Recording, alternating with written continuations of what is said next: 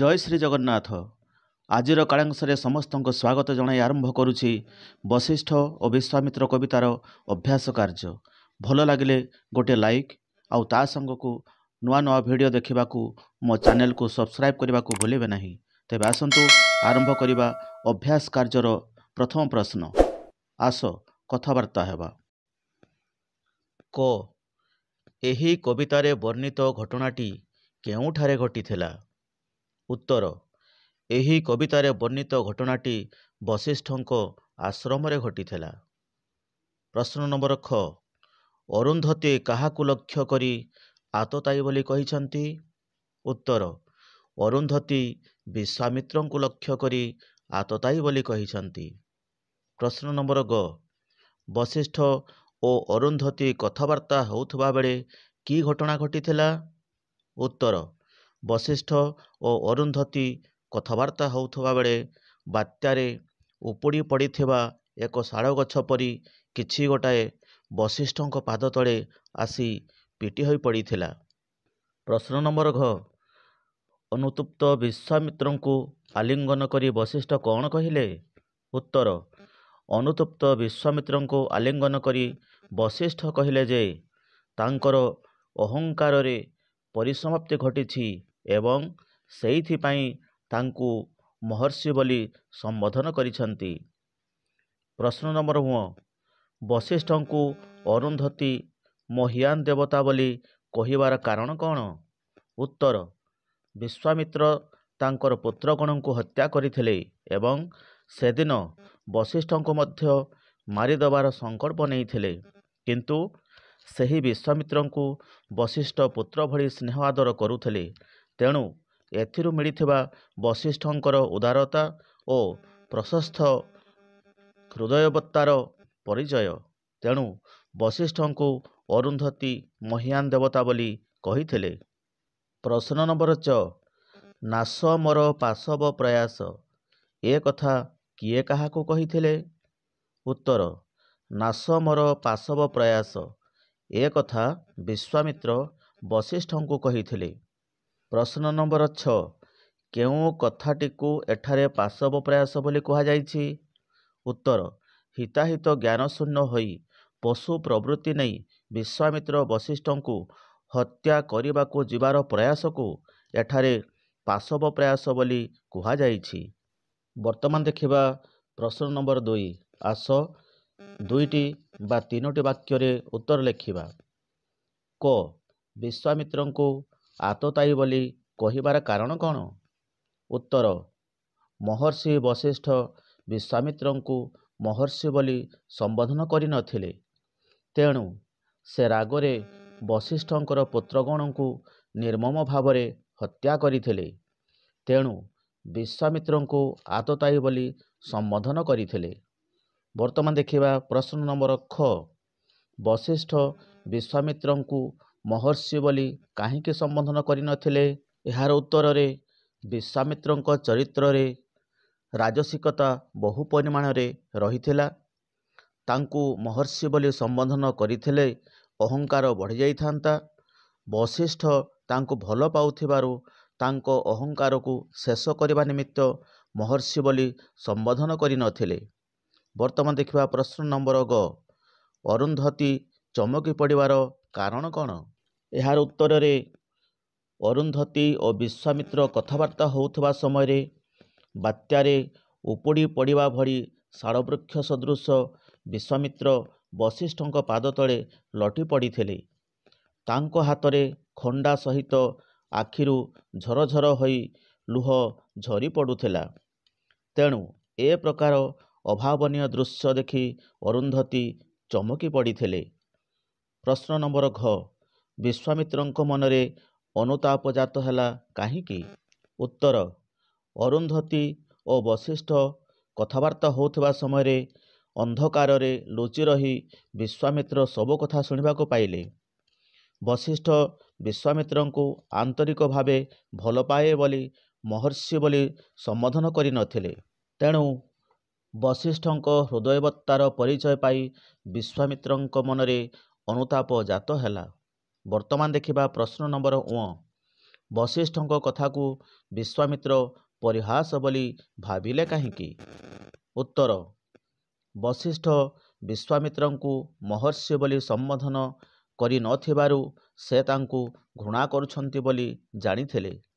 କିନ୍ତୁ ଯେତେବେଳେ ଅରୁନ୍ଧତୀ ଓ ବଶିଷ୍ଠଙ୍କ କଥାବାର୍ତ୍ତା ଶୁଣିଲେ ଯେ ତାଙ୍କୁ ପୁଅ ଭଳି ଭଲ ପାଆନ୍ତି, ଏ କଥା ବିଶ୍ୱାସ କରିପାରିଲେ ନାହିଁ। ତେଣୁ ବଶିଷ୍ଠଙ୍କ କଥାକୁ ବିଶ୍ୱାମିତ୍ର ପରିହାସ ବୋଲି ଭାବିଲେ। ପ୍ରଶ୍ନ ନମ୍ବର 4, ଶେଷରେ ବଶିଷ୍ଠ ବିଶ୍ୱାମିତ୍ରଙ୍କୁ ମହର୍ଷି ବୋଲି ସମ୍ବୋଧନ କଲେ କାହିଁକି? ଉତ୍ତର, ଯେତେବେଳେ ବିଶ୍ୱାମିତ୍ର ଆଖିରୁ ଝରଝର ଲୁହ ବୁହାଇ ତାଙ୍କ ପାଦ ତଳେ ପଡ଼ିଯାଇଥିଲେ, ସେତେବେଳେ ବଶିଷ୍ଠ ବିଶ୍ୱାମିତ୍ରଙ୍କର ଅନୁତାପ, ଅନ୍ତର ଶୁଦ୍ଧ ଓ ସାତ୍ୱିକ ହୋଇଛି ବୋଲି ବୁଝିପାରିଥିଲେ। ତେଣୁ ଶେଷରେ ବଶିଷ୍ଠ ବିଶ୍ୱାମିତ୍ରଙ୍କୁ ମହର୍ଷି ବୋଲି ସମ୍ବୋଧନ କରିଥିଲେ। ବର୍ତ୍ତମାନ ଦେଖିବା ପ୍ରଶ୍ନ ନମ୍ବର 6, ବିଶ୍ୱାମିତ୍ରଙ୍କ ଘରକୁ ଲୁଣ ମାଗିଯିବାକୁ ଅରୁନ୍ଧତୀ ଆପତ୍ତି କରିଥିଲେ କାହିଁକି? ଉତ୍ତର, ବିଶ୍ୱାମିତ୍ର ବଶିଷ୍ଠଙ୍କର ପୁତ୍ରଗଣଙ୍କୁ ନିର୍ମମ ଭାବରେ ହତ୍ୟା କରିଥିଲେ। ପୁତ୍ରଗଣର ହତ୍ୟାରେ ଅରୁନ୍ଧତୀ ଦୁଃଖରେ ଭାଙ୍ଗି ପଡ଼ିଥିଲେ। ତେଣୁ ବିଶ୍ୱାମିତ୍ରଙ୍କ ପରି ଆତତାୟୀ ଘରକୁ ଲୁଣ ମାଗିଯିବାକୁ ଅରୁନ୍ଧତୀ ଆପତ୍ତି କରିଥିଲେ। ବର୍ତ୍ତମାନ ଦେଖିବା ପ୍ରଶ୍ନ ନମ୍ବର ଜ, ବଶିଷ୍ଠଙ୍କ ଆଗରେ କିଛି କହିବା ବେଳେ ବିଶ୍ୱାମିତ୍ରଙ୍କ ଆଖିରୁ ଲୁହ ଝରିଯାଉଥିଲା କାହିଁକି? ଉତ୍ତର, ବଶିଷ୍ଠ ଓ ଅରୁନ୍ଧତୀଙ୍କ କଥାବାର୍ତ୍ତାରୁ ଜାଣିବାକୁ ପାଇଥିଲେ ଯେ ବଶିଷ୍ଠ ତାଙ୍କୁ ଅନ୍ତରର ସହିତ ଭଲ ପାଉଥିବାରୁ ବଶିଷ୍ଠ ସମ୍ବୋଧନ କରିନଥିଲେ। ଏ କଥା ଜାଣିପାରି ସେ ଅନୁତାପ କରି ବଶିଷ୍ଠଙ୍କ ଆଗରେ କିଛି କହିବା ବେଳେ ବିଶ୍ୱାମିତ୍ରଙ୍କ ଆଖିରୁ ଲୁହ ଝରିଯାଉଥିଲା। ବର୍ତ୍ତମାନ ଦେଖିବା ପ୍ରଶ୍ନ ନମ୍ବର 3, ସରଳ ଭାଷାରେ ବୁଝାଇ ଲେଖିବା। କ, ମୋ ଆଖିରେ ନୁହେଁ ଆତତାୟୀ, ଭଲ ପାଏ ତାକୁ ଭଲ ପାଏ। ଏହାର ଉତ୍ତରରେ ଲେଖିବା, ମୋ ଆଖିରେ ... ଭଲ ପାଏ। ସଂକ୍ଷିପ୍ତ ପଦ୍ୟାଂଶଟି କବି ଅନନ୍ତ ପଟ୍ଟନାୟକଙ୍କ ଦ୍ୱାରା ରଚିତ ବଶିଷ୍ଠ ଓ ବିଶ୍ୱାମିତ୍ର ଶୀର୍ଷକ ପଦ୍ୟରୁ ଆନୀତ ହୋଇଅଛି। ଏଠାରେ କବି ବଶିଷ୍ଠଙ୍କର ଉଦାର ହୃଦୟର କଥାକୁ ବର୍ଣ୍ଣନା କରିଛନ୍ତି। ଦିନେ ଅରୁନ୍ଧତୀ ରନ୍ଧନ କରିବା ସମୟରେ ଲୁଣର ଆବଶ୍ୟକ ପଡ଼ିଲା। ବଶିଷ୍ଠ ବିଶ୍ୱାମିତ୍ର ଘରକୁ ଯାଇ ଲୁଣ ଆଣିବାକୁ ଅରୁନ୍ଧତୀଙ୍କୁ ଆଦେଶ ଦେଲେ। ଅରୁନ୍ଧତୀ ପୁତ୍ରହନ୍ତା ବିଶ୍ୱାମିତ୍ର ଘରକୁ ଯାଇ କିପରି ଲୁଣ ଆଣିବେ ବୋଲି କହିଲେ।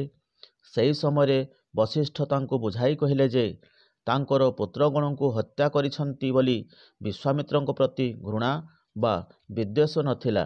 ସେ ତାଙ୍କୁ ପୁତ୍ର ଭଳି ଭଲ ପାଉଥିଲେ ଏବଂ ବିଶ୍ୱାମିତ୍ରଙ୍କର ଅନ୍ତରର ପରିବର୍ତ୍ତନ ଚାହୁଁଥିଲେ।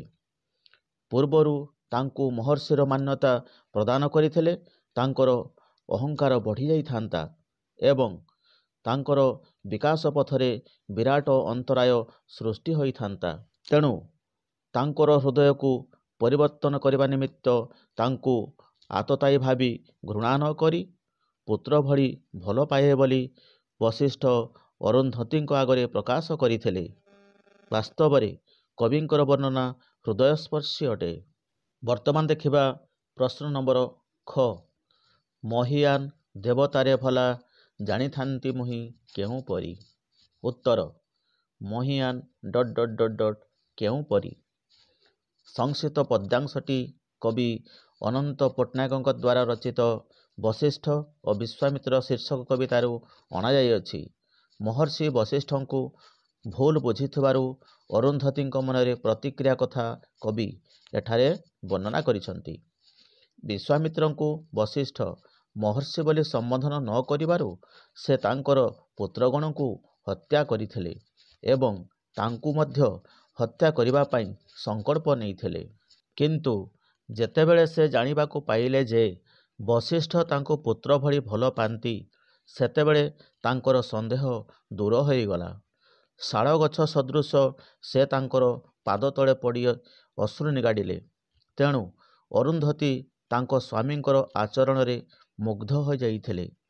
ପୂର୍ବରୁ ସେ ଯଦି ବିଶ୍ୱାମିତ୍ରଙ୍କୁ ମହର୍ଷିର ମାନ୍ୟତା ଦେଇଥାନ୍ତେ, ତେବେ ତାଙ୍କର ଆଚରଣରେ ପରିବର୍ତ୍ତନ ଘଟିନଥାନ୍ତା। ତେଣୁ ବଶିଷ୍ଠଙ୍କର ମହନୀୟତା ଉଦାରତା ଅରୁନ୍ଧତୀଙ୍କୁ ସ୍ତମ୍ଭୀଭୂତ କରିଦେଇଥିଲା। ସେ ଭାବିଲେ ଯେ ବଶିଷ୍ଠଙ୍କର ଏ ଅତୁଳନୀୟ ମହନୀୟତାକୁ କଳ୍ପନା କରିବା ପାଇଁ ପ୍ରକୃତରେ ତାଙ୍କର ଶକ୍ତି ନଥିଲା। ତେଣୁ ବଶିଷ୍ଠଙ୍କ ପରି ମହାନ ଦେବତାର ମହନୀୟତା ବିଷୟରେ ସେ ଜାଣିପାରିଥାନ୍ତା କିପରି?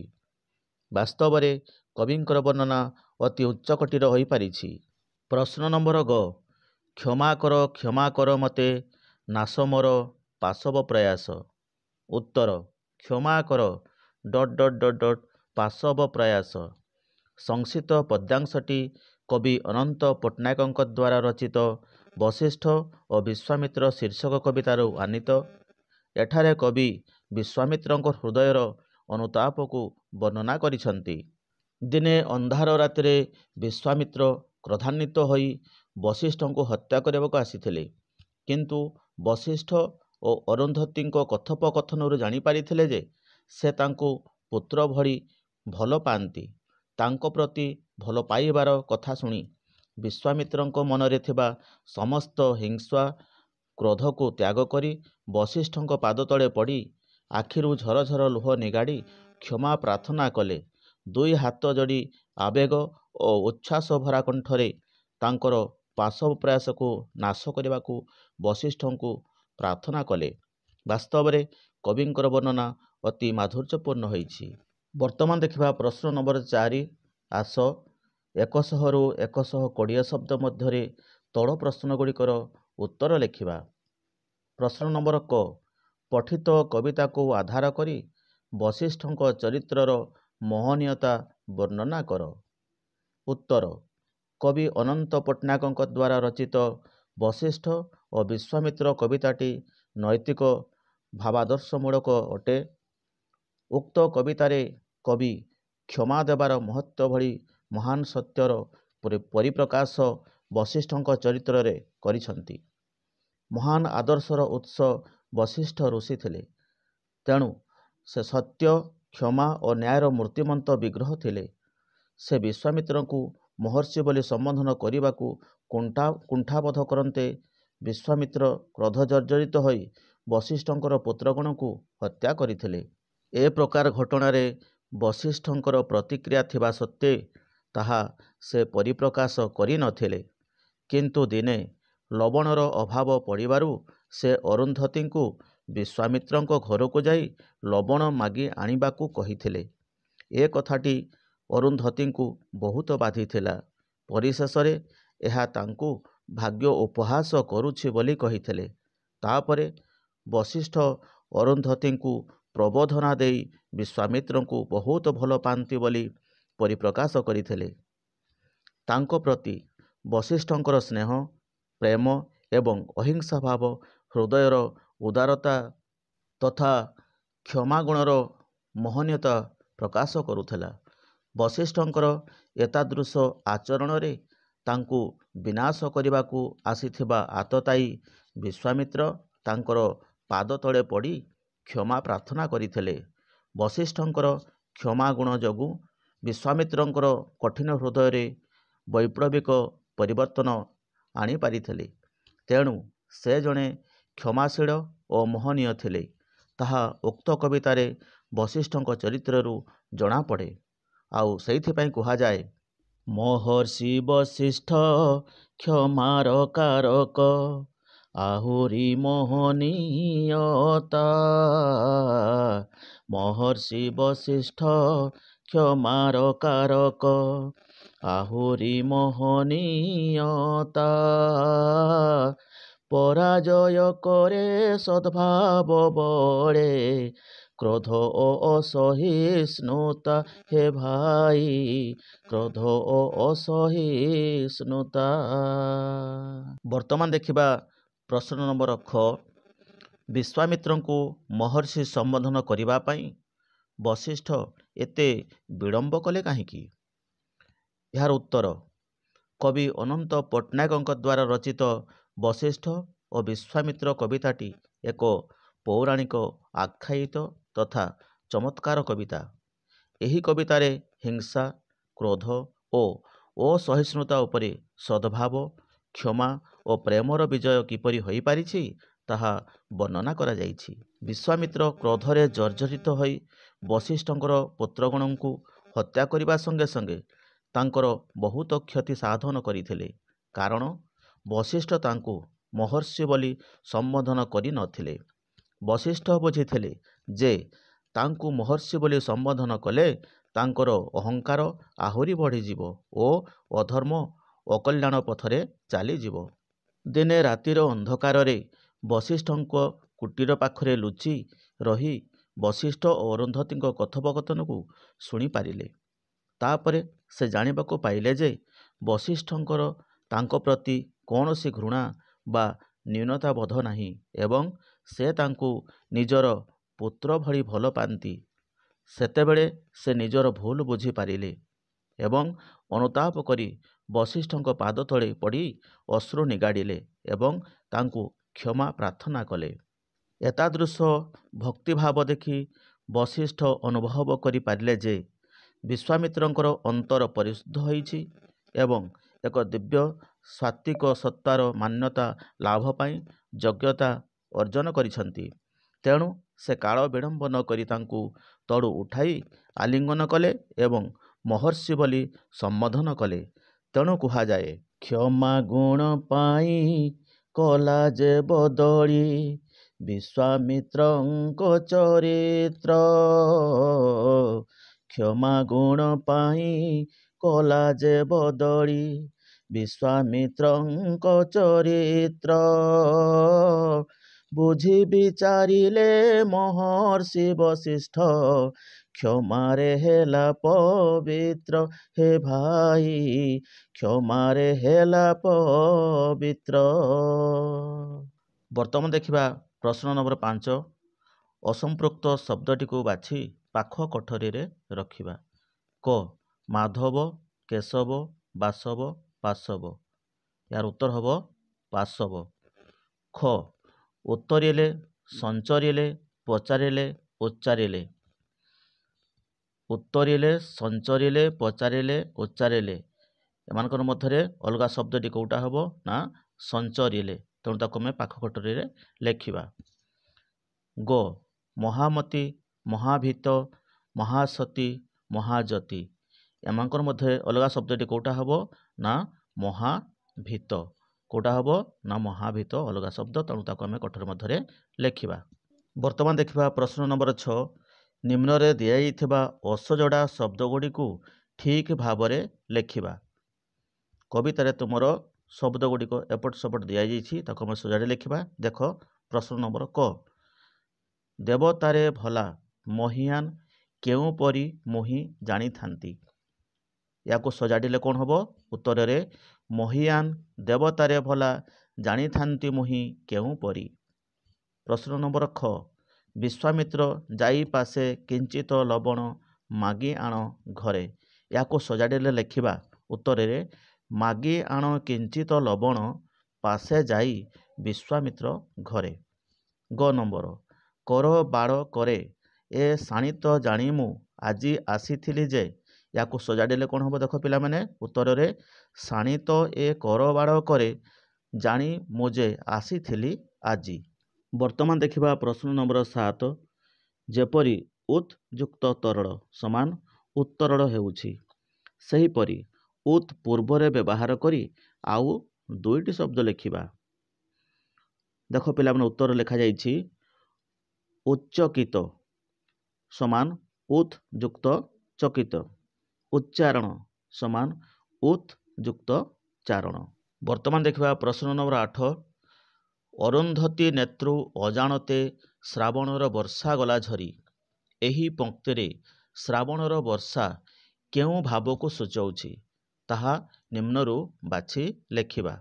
କରେ ଦେଇଛି ଅରୁନ୍ଧତୀଙ୍କ ଆନନ୍ଦ, ଖରେ ଦେଇଛି ଅରୁନ୍ଧତୀଙ୍କ ଦୁଃଖ, ଗରେ ଅରୁନ୍ଧତୀଙ୍କ ଅନୁତାପ, ଘରେ ଶ୍ରାବଣ ମାସର ବର୍ଷା। ତେବେ କବିତାରେ ଲେଖାଯାଇଛି ଅରୁନ୍ଧତୀ ନେତୃ ଅଜାଣତେ ଶ୍ରାବଣର ବର୍ଷା ଗଲା ଝରି। ତେବେ ଏହାର ଉତ୍ତର କ'ଣ ଆସିବ ପିଲାମାନେ? ଅରୁନ୍ଧତୀଙ୍କ ଅନୁତାପ ବିଷୟରେ ଜଣାପଡ଼ୁଛି। तेबे तार उत्तर कौन हम ग नंबर उत्तर हम अरुंधती अनुताप। तापर देखिबा प्रश्न नंबर 9 आस निम्न दिया जाइथिबा पदगुड़ी को गद्ୟରେ लिखिबा।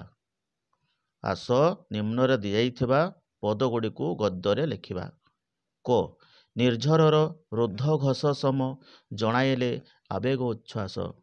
उत्तर कौन लिखिबा देख ता गद्यर लेखा गले निर्झरर रुद्ध घस भली आवेग ओ उच्छ्वास को जणाए। ख नंबर अद्भुत ए आदेश महर्षि भाग्यर ए उपहास परी।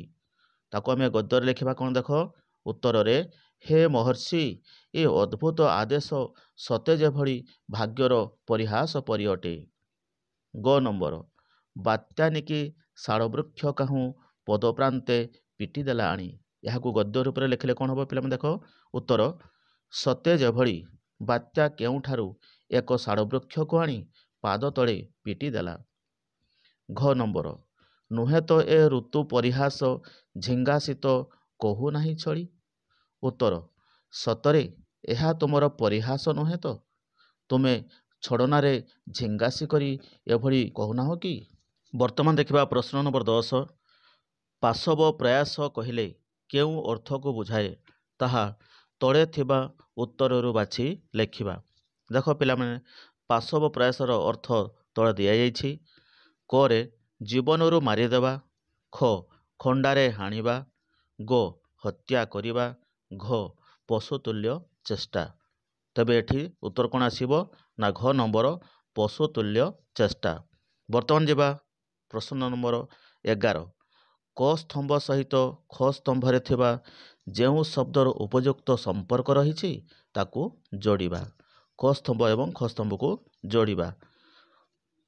मधुमय, तिमिरित, स्फुरित, सकातुरा, उत्तरल, पाशव। ख स्तंभर देइछि अधर, जननी, प्रयास, लवण, अश्रु, घर, सुर।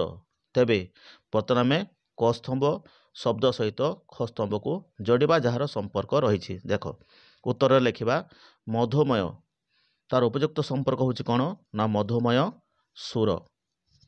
तिमिरित घर, स्फुरित अधर, सकातुर जननी, उत्तरल अश्रु, पाशव प्रयास। कौन बुझाला पिला माने। वर्तमान देखिबा प्रश्न नंबर 12 जोटा कि तुमर शेष प्रश्न क्षमार महत्व संपर्क रे वर्णना करी गोटिए छोट अनुच्छेद लेखिबा। क्षमार महत्व संपर्क रे वर्णना करी गोटिए छोट अनुच्छेद लेखिबा।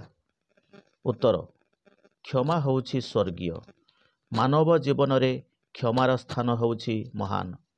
क्षमा गुणर अधिकारी ही समग्र विश्व ब्रह्मांड को आयत्त करि पारे। क्षमार विपरीत होउछि दंड, किंतु दंड अपेक्षा क्षमार मूल्य अधिक। तेणु क्षमा होउछि एक अमूल्य संपद। जेपरि जणे व्यक्ति पाप कले पापी होई मुक्ति पाए नाही, किंतु ताहाकु जदि क्षमा करा जाए ताहाले ताकू मुक्ति मिल जाए। तुमे जेते बड़ भूल कले मध्य भगवान तुमको क्षमा करे दियंती। तेणु भगवान होउछंती विश्वमय क्षमाकारक। आशा करुछि एही अभ्यास कार्य भिडियोटी तुमको निश्चय भल लागिथिबो। तेबे आज पई रहुछि। जय हिंद, जय भारत, जय शिक्षा।